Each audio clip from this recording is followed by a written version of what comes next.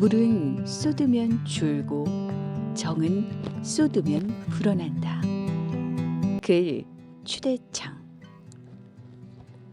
어느 여름날 문상리 다리목에서 옛 동네 청년들과 만나서 놀다가 한 총각과 눈이 맞았다. 그날 이후 그 청년이 연락해 오면서 우리는 남들의 눈을 피해 만나기 시작했다. 니들만 넘들할까 무섭게 만났다고 혀지? 온 동네 소문이 다 나셔. 그래 슈? 우덜은 그것도 모르고. 나이를 먹어도 연애 시절 이야기를 꺼내기만 해도 재밌다. 그 시절 한도막에만 방부제를 칠해 간직해 놓은 것처럼 기억도 선명하다. 어느 날부터 밤이면 낯선 갱이 울음소리가 집 주변을 맴돌기 시작했다. 그 어둠 속에서 누군가 방문을 살짝 여는 소리가 들렸고 신발을 들고 맨발로 마당을 지나 살금살금 대문을 빠져나가는 그림자가 있었다. 어이 안 들어가? 어디서 지지배가 밤이슬을 맞고 댕긴다고 그랴?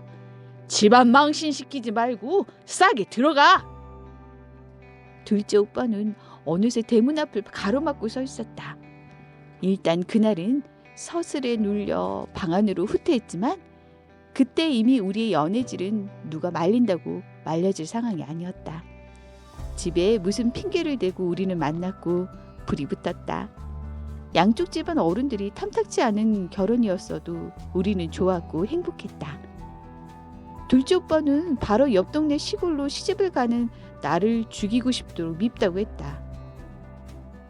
아이 셋을 낳고 농사짓고 시부모 모시고 사는 생활이 눈 깜짝할 사이에 10년이 흘렀다. 바깥바람 한 번 제대로 쐬지 못하고 살았다. 어느 여름날이었다. 동네에서 가까이 지내던 8가구가 1년에 500원씩 모아둔 갯돈으로 대천 해수욕장에 놀러가기로 했다. 결혼 후 첫 나들이였다. 처음 가보는 해수욕장행을 모두 기대하고 있었다. 시부모께는 차마 놀러 간다고 하기가 어려웠다.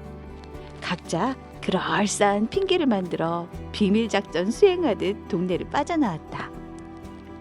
산으로 둘러싸인 배미실에서 외산장과 부여장 밖에 가본 적 없는 시골 새댁들이었다. 버스를 갈아타고 먹거리를 싼 짐을 한 보퉁이씩 안고 있어도 신나기만 했다. 수영복이 있어야 한다고 해서 부여장까지 가서 시부모님 몰래 장만해두기는 했었다. 바다를 구경한다는 말에 아이들과 시어른들도 안중에 없었다. 산골에서 태어나 바로 옆 동네 배미실 산골로 시집을 왔으니 넓은 세상을 구경할 기회도 없던 촌색시들이었다. 푸른 밀이 넘실거리는 바다는 광활했다. 물이라고는 논물을 가둬놓은 것밖에 본 적이 없는 산골 스댁들은 대천 앞바다를 보는 순간 입을 다물지 못했다. 눈길 끝에 산이 없는 풍경은 처음 보았다. 산만 보이는 산골에서 버스를 타고 1시간여를 달려온 곳에 짠물이 가득 찬 바다가 있다는 것도 모르고 살았다. 결혼 10년 차 이쪽 저쪽의 중고 세댁들은 신나서 바닷물에 발을 담그고 멱을 감았다. 아이들과 시부모들이 없는 세상은 처음이었다. 아직은 아버지의 그늘에서 벗어나지 못한 남편들도 모처럼 안 식구들을 데리고 나온 나들이가 즐겁기는 마찬가지였다. 아내들이 홀가분하게 놀고 연애 시절처럼 깔깔거리고 웃는 모습이 보기 좋았다.